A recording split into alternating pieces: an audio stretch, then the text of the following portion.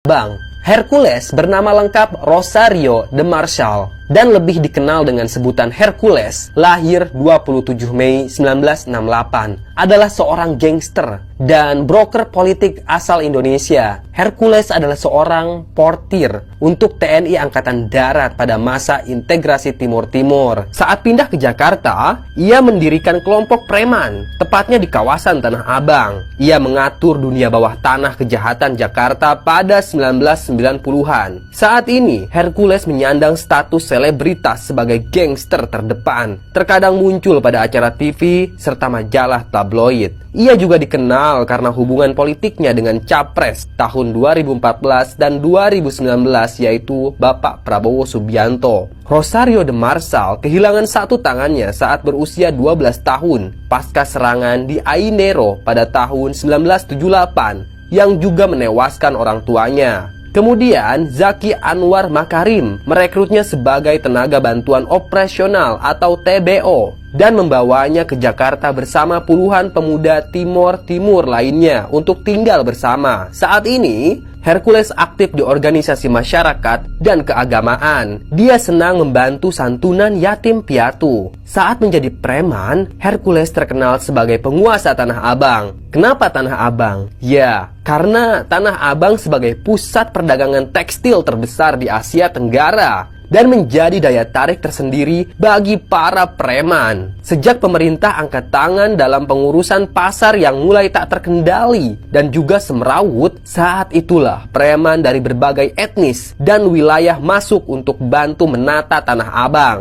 Kelompok preman memperoleh banyak uang atas jasa keamanan, parkir, dan kebersihan dari para pedagang. Tak jarang, para preman tersebut juga kadang melakukan kekerasan demi mendapatkan uang. Hercules dan kelompoknya sudah malang melintang di kawasan Tanah Abang sejak 1980-an. Pria berambut ikal ini seringkali lolos dari maut. Ia disegani sebagai orang hebat karena keberaniannya yang besar. Dalam acara Kick Andy tahun 2007, Hercules mengaku pernah dibacok sebanyak 16 kali. Meski begitu, ia tetap selamat. Separuh dari tangan kanan Hercules, yakni dari bagian siku ke bawah, menggunakan tangan palsu.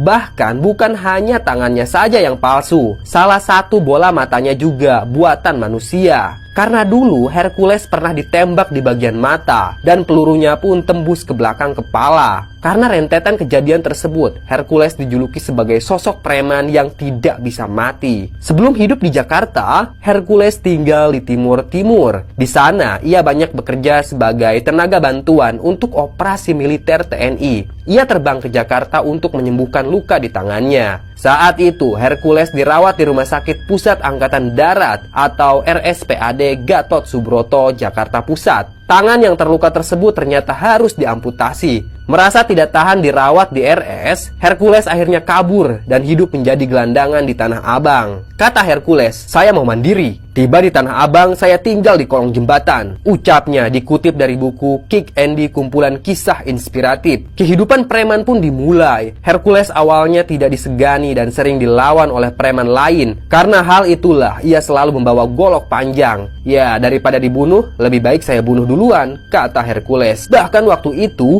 setiap malam saya tidur dengan golok selalu siap di tangan. Kondisi waktu itu sangat rawan, lengah sedikit, lawan akan menyerang, kata Hercules. Hercules yang pernah divonis 8 bulan penjara dalam kasus penyerobotan lahan mencoba untuk menata hidupnya sekeluar dari penjara. Di antara bisnis yang ia jalani adalah bisnis perikanan di Muara Baru, Jakarta Utara. Hercules kini telah berubah menjadi lebih baik dan makin disegani oleh banyak orang. Ia bahkan sempat dipuji oleh seorang purnawirawan perwira tinggi Polri, Irjen Pol Ike Edwin. Luar biasa ya Hercules, ternyata makin tua makin bermanfaat, makin tua makin disayang orang lain, makin dilihat dan makin dicari orang, ungkap Ike. Kalau kita kembali ke masa-masa kekuasaan Hercules, ternyata dulu dia pernah dikalahkan oleh seorang jawara Betawi. Nama asli jawara itu adalah Bapak Muhammad Yusuf Muhi alias Ucu Kambing, salah seorang jawara yang paling disegani di Tanah Abang. Julukan lain yang paling terkenal bagi Ucu Kambing adalah Panglima Perang Betawi. Namanya beken setelah memukul mundur kelompok Hercules yang pernah menguasai wilayah hitam Tanah Abang. Namun Ucu tidak mau disebut preman. Saat ini Ucu Kambing dikenal sebagai jawara sekaligus tokoh Betawi yang sempat menguasai Tanah Abang. Bahkan saking tersohornya, dia sampai dapat julukan sebagai Panglima Perang Betawi Tanah Abang. Tak disangka, Ucu dulu pernah perebutan kekuasaan dengan para preman Tanah Abang termasuk Hercules. Hingga akhirnya Tanah Abang pun dapat dikuasai. Belum lama ini, Ucu Kambing menceritakan pengalamannya saat menjadi penguasa Tanah Abang. Sebelum terjadi perebutan kekuasaan antar kelompok di Tanah Abang, Ucu Kambing sudah memiliki peranan penting. Ia bersama pemuda lainnya berhasil membebaskan kawasan Tanah Abang dari peluru nyasar. Ucu Kambing dan kawanannya memang sudah lama menjaga Tanah Abang. Tepatnya setelah berlangsung peristiwa 30 September 1965 yang menewaskan sederet nama Jenderal TNI Angkatan Darat. Pada tahun 1998, Indonesia sempat dilanda krisis moneter. Kerusuhan pun terjadi di mana-mana, khususnya di ibu kota DKI Jakarta. Namun saat itu, Tanah Abang adalah salah satu kawasan yang sama sekali tak tersentuh kerusuhan. Hal ini berkat Ucu Kambing dan para rekannya yang menjaga pintu-pintu Tanah Abang. Ucu juga mengaku meski ia sudah melakukan penjagaan ketat serta berhasil membebaskan kawasan Tanah Abang dari kerusuhan, dia sama sekali tidak mendapat apresiasi dalam bentuk apapun. Kata Ucu begini,